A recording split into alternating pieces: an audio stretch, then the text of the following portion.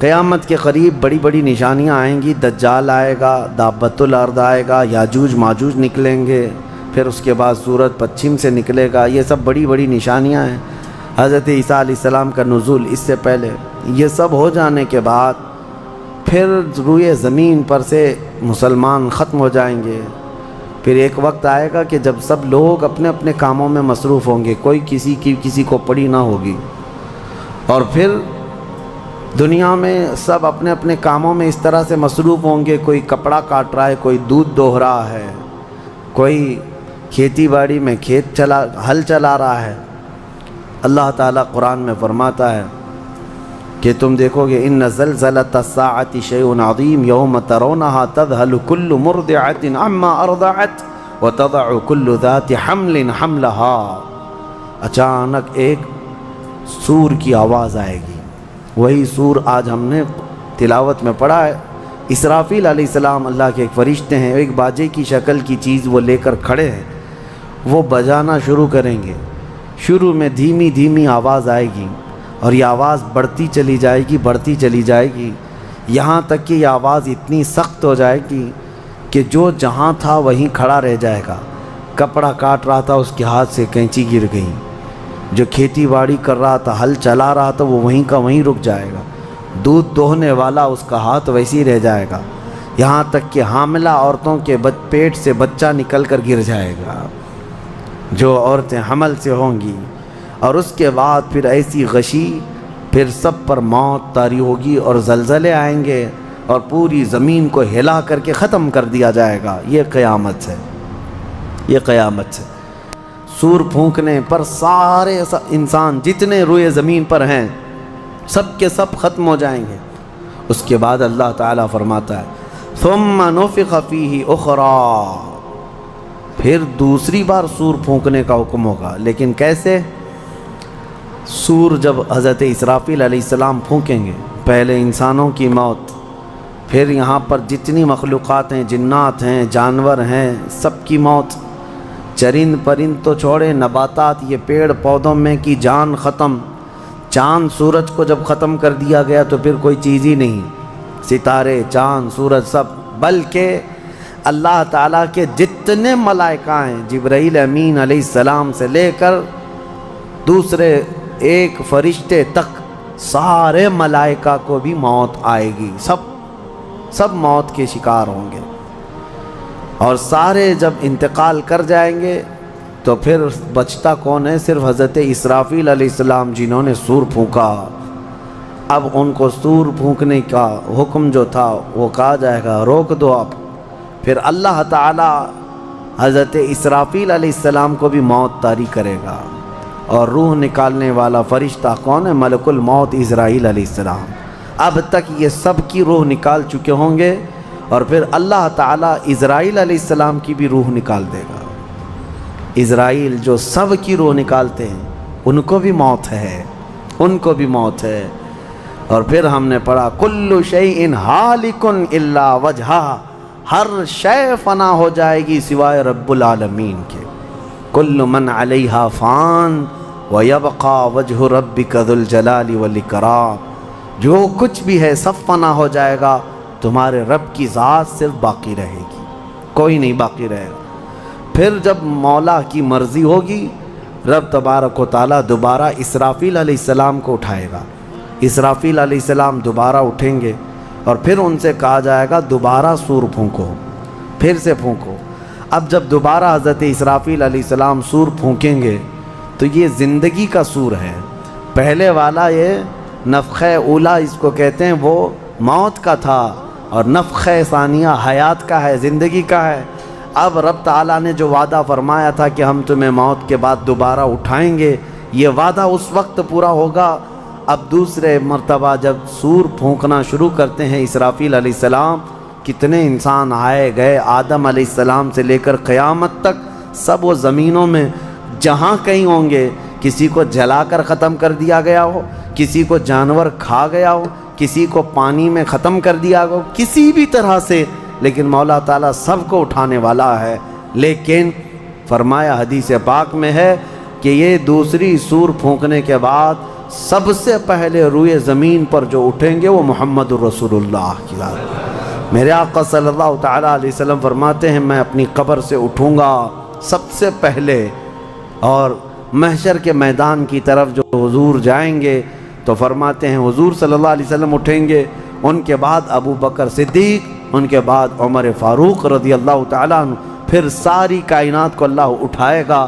اور جب رسول کریم صلی اللہ تعالیٰ علیہ وسلم فرماتے ہیں میں میدان قیامت میں اس حال میں آؤں گا کہ میرا ایک ہاتھ ابو بکر کے کندھے پر ہوگا، دوسرا عمر ابن خطاب کے کندھے پر ہوگا۔ یقیناً وہ اس دن کے دولہا ہے، قیامت کا منظر ہے جب رسول کریم صلی اللہ تعالیٰ علیہ وسلم تشریف لائیں۔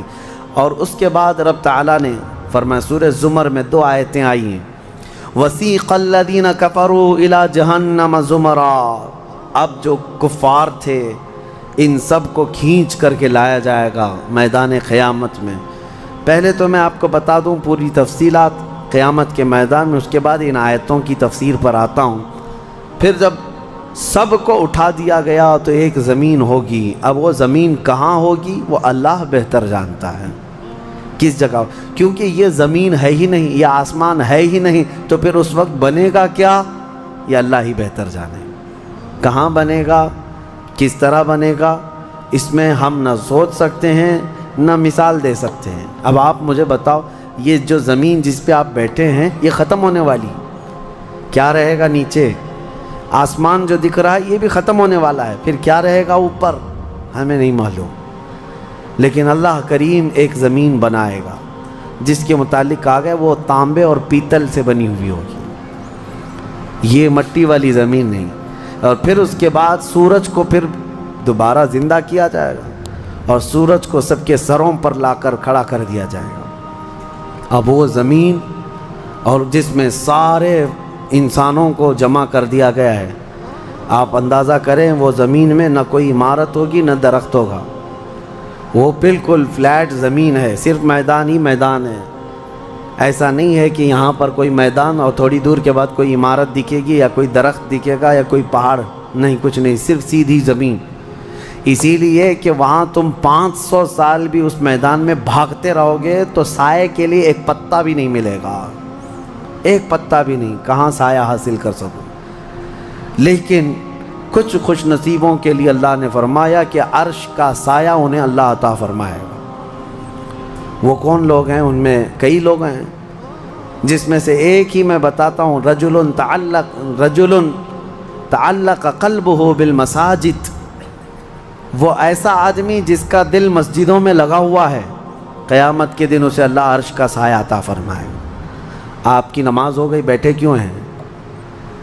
نماز ہو گئی، نماز کے بعد چلے جانا چاہیے، لیکن تمہارا دل مسجد میں لگا ہوا ہے۔ انہی لوگوں کی فضیلت میں ہے جب قیامت کے دن کوئی سایہ نہ ہوگا، ان لوگوں کے لیے اللہ عرش کا سایہ عطا کرے گا۔ اب یہ جو سارے لوگ جمع ہوں گے، کسی کو کچھ پتہ نہیں کہ ہونا کیا ہے، کسی کو نہیں پتہ کہ کیا ہونا ہے، نفسا نفسی کا عالم ہے اور سب ایک دوسرے کو تک رہے ہیں۔ اب یہی مسئلہ ہے کہ سارے لوگ وہاں پہ، کفار بھی ہوں گے، مشرکین بھی ہوں گے، جتنی امتیں پہلے آئی تھی وہ بھی ہیں، انبیاء بھی ہیں، اولیاء بھی ہیں، صلحاء بھی ہیں، صحابہ بھی ہیں، علماء بھی ہیں، سب ہیں، لیکن کسی کو کچھ سوچتا نہیں کہ کیا کیا جائے۔ یہی بے خبری سے پوری مخلوق جو ہے انبیاء کے پاس جاتی ہے۔ انبیاء میں سب سے پہلے ابو البشر سیدنا آدم علیہ السلام سے کہتے ہیں سارے لوگ، آپ تو ہم سب کے باپ ہیں، ہمارے لیے اللہ کی بارگاہ میں سفارش کریں کہ کچھ ہمارے متعلق کیا حکم ہے وہ پتہ چل جائے، ہمیں کہاں جانا ہے، جنت میں یا دوزخ میں، یہ ابھی پتہ چل جائے، حساب بھی نہیں شروع ہو رہا ہے۔ تو آدم علیہ السلام نے فرمایا، وہ فرمائیں گے کہ اے لوگو جاؤ، اس لیے کہ مجھے ڈر ہے اللہ کریم کی بارگاہ میں نے جنت میں وہ ممنوع شجر کا جو پھل کھا لیا تھا، مجھے آج بھی اس کا احساس ہے کہ کہیں رب تبارک و تعالیٰ مجھے اس پر عتاب نہ فرما دے، جاؤ کسی اور کے پاس۔ جتنے نبیوں کے پاس یہ قوم جاتی تھی وہ انبیاء کرام یہ کہتے آج ہمیں خوف ہے اللہ کریم کی بارگاہ میں، وہ قہار ہے، وہ جبار ہے، اور میں نے آج ایک آیت یہ بھی پڑھی ہے سورہ مومن میں، اللہ نے فرمایا لمن الملک اليوم، اس دن یہ آواز آئے گی آج کی بادشاہت کس کی ہے، آج کی بادشاہت کس کی ہے؟ پھر اللہ خود فرمائے گا للہ الواحد القہار، ایک قہر کرنے والے خدا کی آج بادشاہت ہے۔ اس دن صرف اس کی سلطنت ہوگی، صرف اس کی حکومت ہے۔ انبیاء، ملائکہ سب ڈرے ہوئے ہیں، پتہ نہیں برسوں یہ قوم گھومتی رہے گی مخلوق۔ عیسیٰ علیہ السلام فرمائیں گے کہ اے لوگو جاؤ محمد الرسول اللہ کے پاس، آج وہ تمہاری سنیں گے اور اللہ ان کی سنے گا۔ پوری مخلوق جب نبی کریم صلی اللہ علیہ وسلم کے پاس آتی ہے تو نبی پاک صلی اللہ تعالیٰ علیہ وسلم فرماتے ہیں ہاں میں اسی کے انتظار میں ہوں۔ پھر حضور صلی اللہ علیہ وسلم سجدے میں گرتے ہیں اور اللہ کو منانے لگتے ہیں کہ مولا ہے تو تیرے بندے، تو حساب تو شروع فرما۔ اس کو کہتے ہیں شفاعت کبریٰ۔ یہ کیا ہے؟ شفاعت کبریٰ، بڑی شفاعت۔ یہ سب کے لیے، کافروں کے لیے، مشرکوں کے لیے، سب کے لیے۔ یعنی حضور کی پہلی شفاعت کس کام کی تھی؟ کہ اللہ حساب تو شروع کرے۔ یہ شفاعت کبریٰ ہے، حساب شروع کرے مولا تعالیٰ ساری انسانیت کے لیے۔ حضور جب سجدے میں گرتے ہیں اللہ کریم فرماتا ہے ارفع رأسک یا محمد۔ حضور نے یہ فرمایا ہے کہ اس دن میں سجدے میں ایسی ثنا اور ایسی حمد بیان کروں گا اللہ کی جو آج تک کسی نے نہیں بیان کی ہوگی، اور اسی دن مجھے اللہ وہ تلقین بھی فرمائے گا۔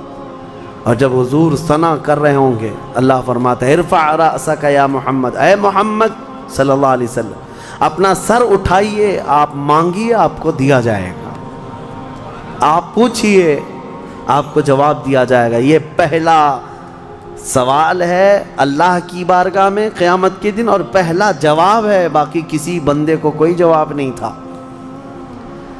اللہ کی بارگاہ میں حضور نے جب یہ عرض کیا تو رب تعالیٰ فرماتا ہے ملائکہ کو جس کی ڈیوٹی تھی، جس کا کام تھا کہ میدان قیامت میں میزان عمل لگا دیا جائے، حساب و کتاب ہوں، سب کے نامہ اعمال ان کے ہاتھوں میں دیے جائیں، سب کو پڑھنے کا حکم دیا جائے۔ اب حساب کا آرڈر آ گیا، حکم آ گیا، تو لوگ تھوڑی راحت کی سانس لیتے ہیں کہ چلو حساب شروع ہونے والا ہے، لیکن ابھی اتنا آسان نہیں ہے، اتنا آسان نہیں۔ اب فرشتے لا رہے ہیں سب کے اعمال نامے۔ لوگوں کو ایسا لگتا ہے اعمال نامہ یہ 4 پنے کا ہوگا، ہاں جیسے ایگزام پیپر میں فل شیٹ A4 سائز کی شیٹ لے کر کے بیٹھتے ہیں۔ قرآن میں تو اللہ تعالیٰ نے فرمایا کہ جب نامہ اعمال فرشتے لے کر کے آئیں گے تو کتنے ہوں گے پتہ ہے؟ تمہاری نظر جہاں تک جاتی ہوگی وہاں تک صرف کتابیں تمہاری ہوں گی، صرف تمہاری کتابیں فرشتے لاد کر کے لا رہے ہوں گے۔ اس میں سب لکھا ہوگا، زندگی میں جتنی مرتبہ باتیں کیا تھا، جو کچھ بھی کیا تھا سب ڈیٹیل ہوگا۔ اور ہر آدمی وہاں پکار کر کے کیا کہتا ہے ما لہذا الکتاب لا یغادر صغیرۃ ولا کبیرۃ الا احصاها، اے اللہ تو کیسی کتاب بنا دیا، اس میں چھوٹی چیز بھی نہیں چھوڑی گئی، بڑی چیز بھی نہیں چھوڑی گئی، سب لکھ دیا گیا ہے، اور پھر لا کر کے تھما دیا جائے گا۔ یہ پہلی علامت ہے کہ جس کے سیدھے ہاتھ میں اس کے نامہ اعمال پکڑا دیے جائیں گے، فرمایا گیا اس کے لیے وہیں سے ہلکا پن ہے، بشارت ہے کہ آسانی ہوگی، اور جس کے بائیں ہاتھ میں فرشتوں نے پکڑا دیا تو سمجھ لو کہ اب لمبا اس کا وقت جانے والا ہے، حساب سخت ہونے والا ہے۔ یہ تو صرف پڑھ کے سنانا ہے اور اس کے بعد پھر پکڑ ہوگی کسی کام پر۔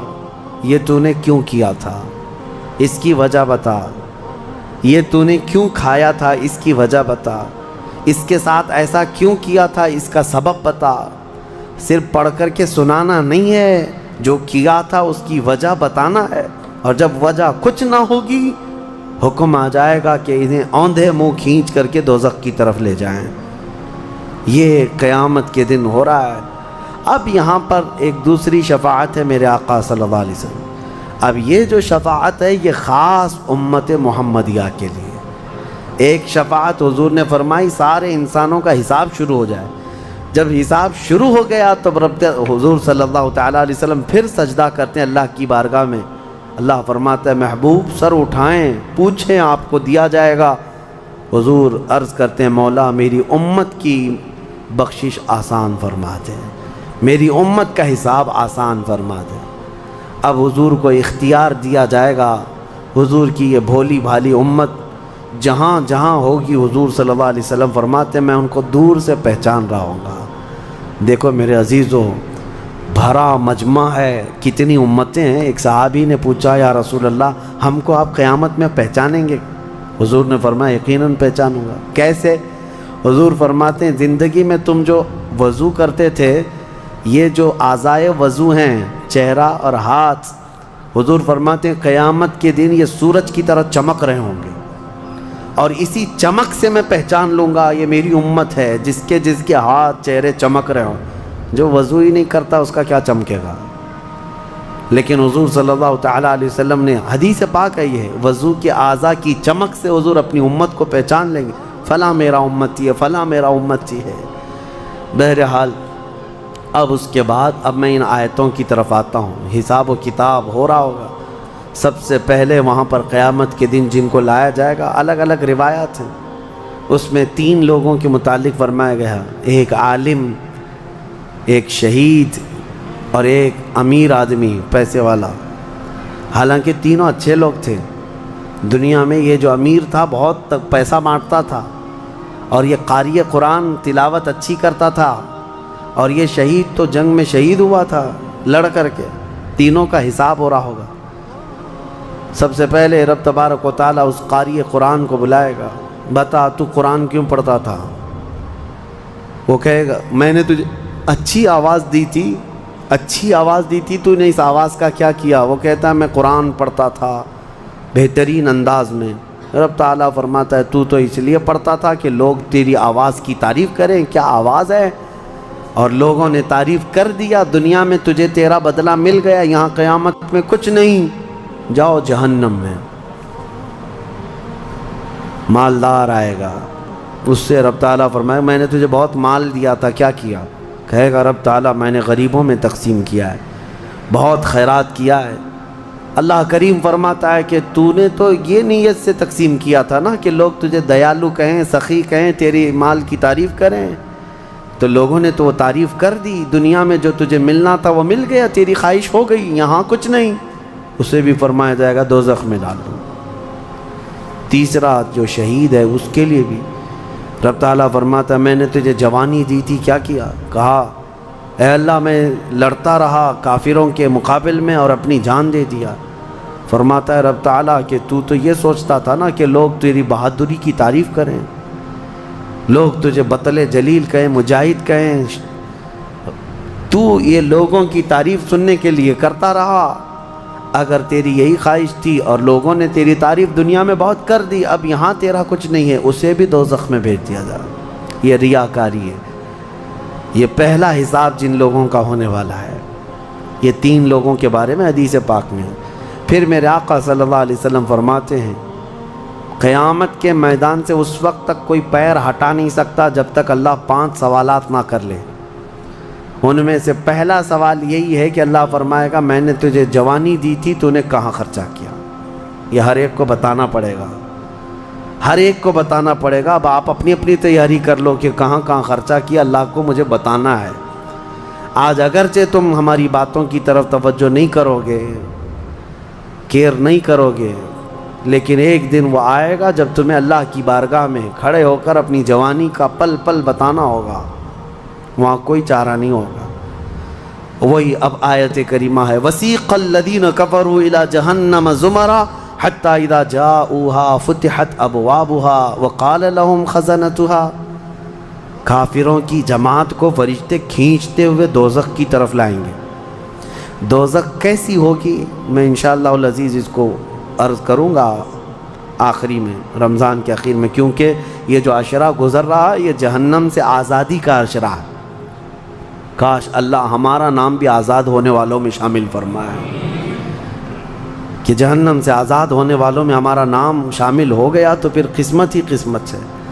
جب لایا جائے گا دوزخ کے کنارے جماعت کی جماعتیں آ رہی ہوں گی، جماعت یہاں پر اللہ نے فرمایا زمرہ، زمرہ یعنی بہت کثیر تعداد میں جماعت کو کھینچ کر کے لایا جائے گا، پھر دوزخ کے دروازے کھول دیے جائیں گے، فتحت ابوابها، دروازے کھول دیے جائیں، وقال لهم خزنتها، اور جو دربان ہے دوزخ کے دروازے پر، حضرت مالک وہ فرشتے ہیں، بڑے سخت قسم کے فرشتے ہیں، وہ ان سے پوچھیں گے، جو جماعت دوزخ میں ڈالے جانے کے لیے لائی جا رہی ہوگی ان کو پہلے پوچھیں گے، الم یأتکم رسل منکم یتلون علیکم آیات ربکم وینذرونکم لقاء یومکم ھذا، اے لوگو کیا تمہارے پاس اللہ کا کوئی رسول نہیں آیا تھا؟ کیا تمہیں اللہ کی آیتیں پڑھ کر کے کسی نے نہیں سنایا تھا؟ یا آج کے دن کے بارے میں تمہیں کسی نے ڈرایا نہیں تھا کہ قیامت آنے والی ہے؟ یہ دوزخ کا فرشتہ لوگوں سے پوچھے گا، قرآن میں اللہ فرماتا ہے، تو لوگ کیا کہیں گے؟ قالوا بلا ولکن حقت کلمۃ العذاب، وہ کہیں گے ہاں کیوں نہیں آئے تو تھے لیکن ہم جھٹلا دیے تھے، نبیوں کے پیچھے نہیں چلے، قیامت کے دن پر یقین نہیں رکھے، اور عذاب ہمارے اوپر واجب ہو گیا، ہم جا رہے ہیں۔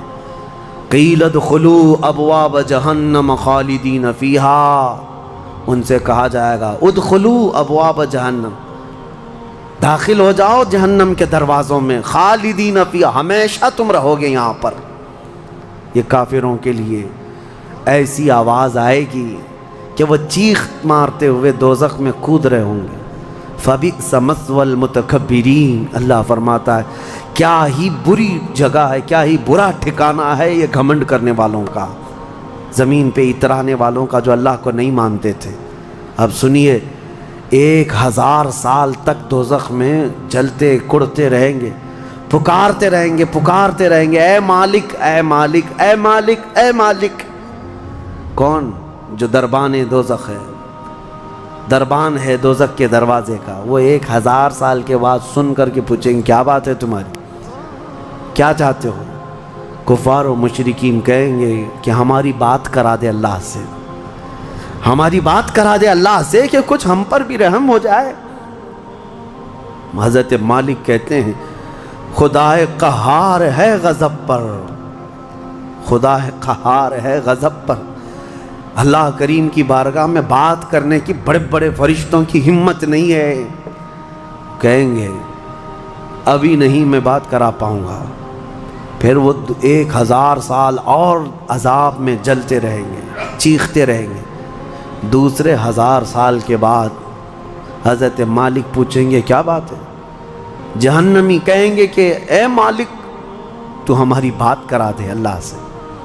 آپ کی بار حضرت مالک کہتے میں ہمت کرتا ہوں، اللہ قدیر و جبار کی بارگاہ میں عرض کرتے مولا جتنے بھی دوزخ میں جا چکے وہ تجھے فریاد کر رہے ہیں، وہ تجھ سے بات کرنا چاہتے ہیں۔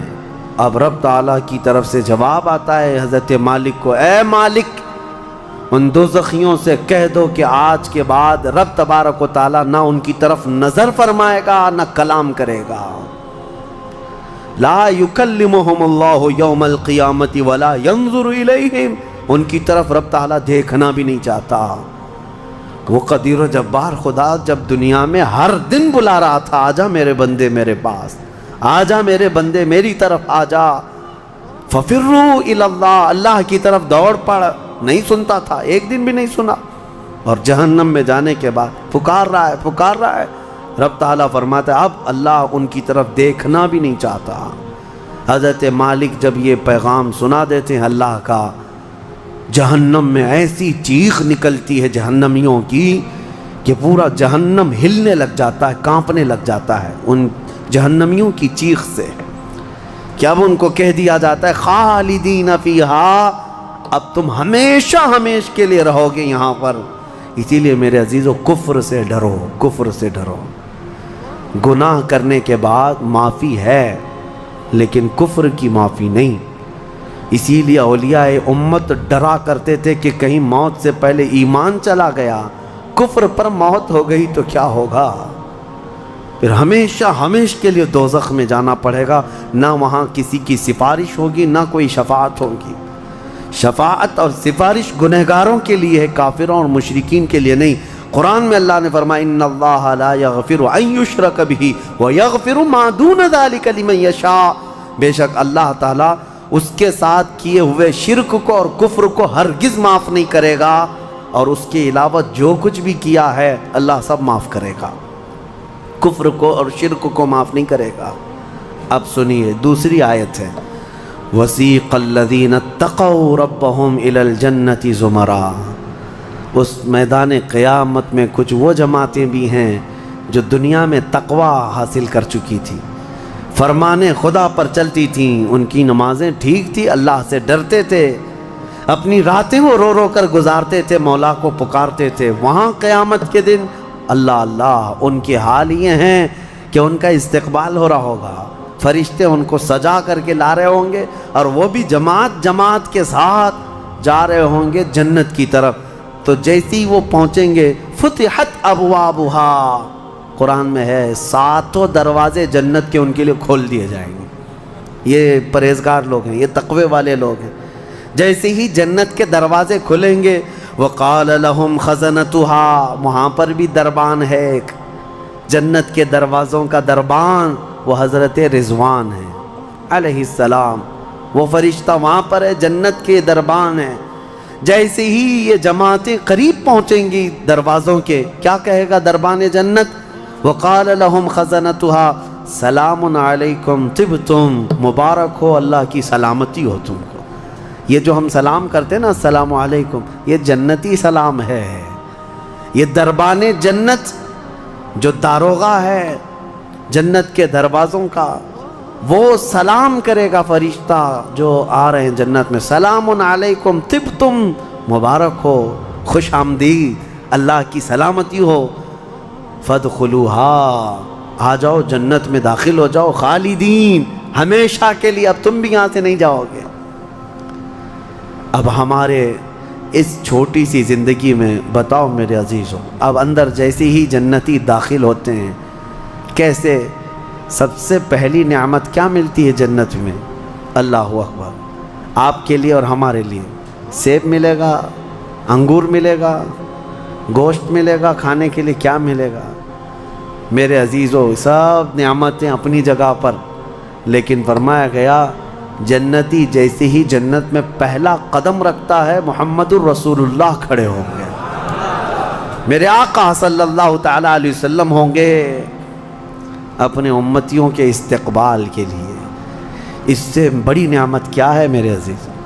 جنت میں داخل ہو جانے کے بعد اب سورہ واقعہ جب آپ پڑھیں گے تو جنت کا اس میں تذکرہ ہے۔ اللہ نے فرمایا ثلة من الاولین وقلیل من الاخرین علی سرر موضونۃ متکئین علیہا متقابلین، وہاں دیوان لگائے ہوں گے، بڑے بڑے محلات ہوں گے جن کی ایک اینٹ سونے کی، ایک اینٹ چاندی کی بنائی ہوگی، پورے زمین پر جو گھاس ہوگی وہ زعفران سے بھی زیادہ ملائم۔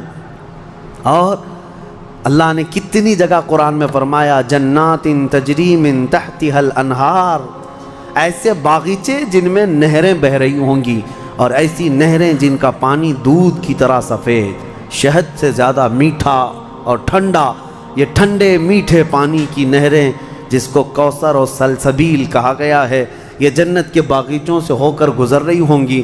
جنتی جتنے بھی ہوں گے وہاں پر وہ نہروں کے قریب بیٹھے ہوں گے، ان کے چہرے اتنے چمک رہے ہوں گے، وجوہ یومئذ ناظرہ، ایسے چمک رہے ہوں گے، دمک رہے ہوں گے، 14ویں کا چاند ان کے چہروں کے سامنے پھیکا ہوگا۔ یہ جنتیوں کے چہرے ہوں گے، اور وہ اپنے جب جنتی محل میں جائیں گے، ایک محل سامنے ہوگا، دوسرا محل ادھر ہوگا، آمنے سامنے جنتی باتیں کرتے ہوئے بیٹھیں گے۔ یہ قرآن پاک میں اللہ نے فرمایا ان کی خدمت کے لیے غلمان، لڑکے بھی ہوں گے، حوران جنت، وہ جنتیوں کی خدمت کے لیے ان کی بیویاں وہاں پر بنائی جائیں گی، وہ اتنی حسین و جمیل خوبصورت ہیں کہ جنتی کے لیے آج تک نہ ویسی خوبصورتی یا حسن دنیا میں کسی نے سنا ہے نہ دیکھا۔ یہ حوران جنت ہر جنتی کو دی جائیں گی۔ اب اس کے بعد جنت میں پہنچ جانے کے بعد تمہارے لیے کیا نہیں ہوگا؟ ایک طبقہ انبیاء کا ہے، ایک طبقہ جنت میں اولیاء کا ہے، ایک طبقہ شہداء کا ہے، ایک طبقہ صدیقین کا ہے، اور پھر جنتی کے لیے قرآن میں ہے جو وہ خواہش کرے گا فرشتے فوراً اس کے لیے وہ حاضر کریں گے. جو چیز کی خواہش کرے گا، جس دن تمہاری وہاں خواہش ہوگی کہ مجھے یہاں غریب نواز کا دربار دیکھنا ہے، جنت میں غوث پاک کہاں ہے وہاں جانا ہے، صحابہ میں خلفائے راشدین کہاں ہیں وہاں جانا ہے، انبیاء اکرام کہاں ہیں، شہداء و صالحین کہاں ہیں وہاں جانا ہے. جنتی گھوم رہا ہوگا، اور کیا ہی بہتر ہوگا جنتی جب یہ خواہش کرے گا مجھے محمد الرسول اللہ کے محل میں جانا ہے، وہاں بھی اسے پہنچایا جائے گا. وہ ہر ایک بڑے سے بڑے انبیاء، صالحین، شہداء اور رسولان اعظام کے ہاں جاتا رہے گا، آتا رہے گا، جاتا رہے گا، آتا رہے گا. جنت کی نعمتیں اس کی ختم نہیں ہوں گی، یہاں تک کہ اللہ کریم فرمائے گا حوران جنت کو یہ میرے وہ بندے ہیں جو صرف میری حمد سنتے تھے دنیا میں. اے حوران جنت تم اپنی میٹھی آواز میں اب میری حمد ان کو یہاں سناؤ. 100 سال تک وہ حوران جنت انہیں حمد سناتی رہیں گی.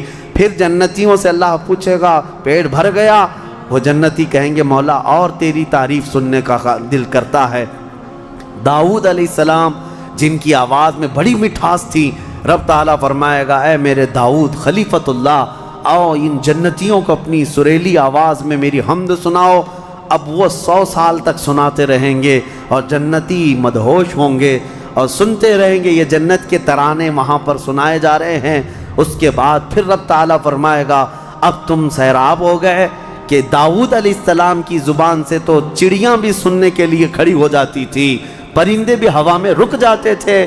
اب جنتی کہیں گے کہ مولا اور تیری حمد ہو اور تیری تعریف ہو، ہم سننا چاہتے ہیں. رب تعالیٰ جب فرمائے گا اے فرشتوں حجابات ہٹاؤ، اب میں سناؤں گا اور میرے بندے سنیں گے.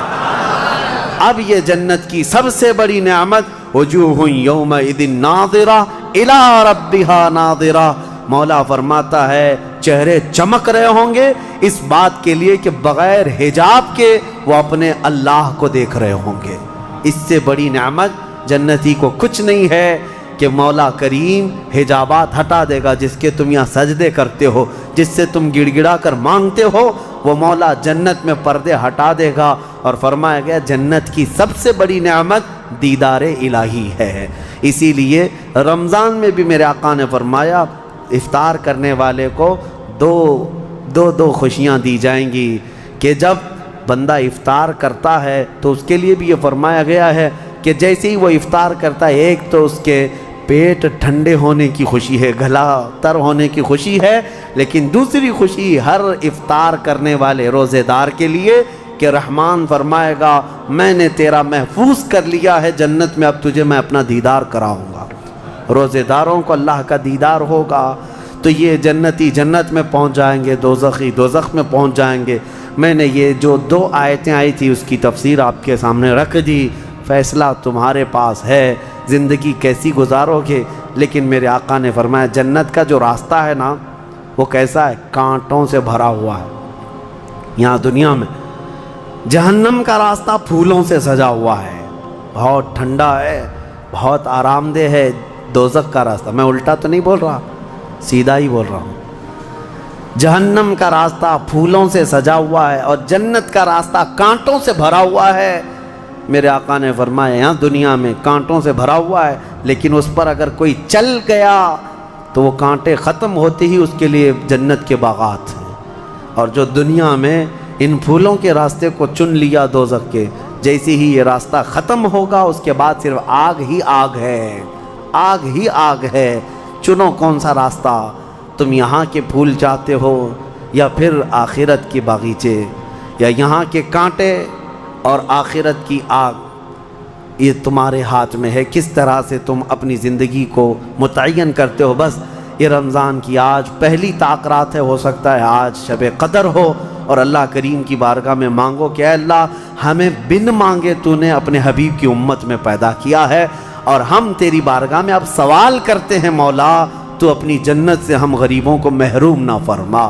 اے اللہ ہم تیری دوزخ میں جانے، ہم تیری جنت میں جانے کے قابل تو نہیں لیکن تیری دوزخ کا عذاب سہنے کے بھی قابل نہیں. بس تو اپنے فضل اور جود و کرم سے ہم سب کی بخشش کر اور ہمیں جنت عطا فرما.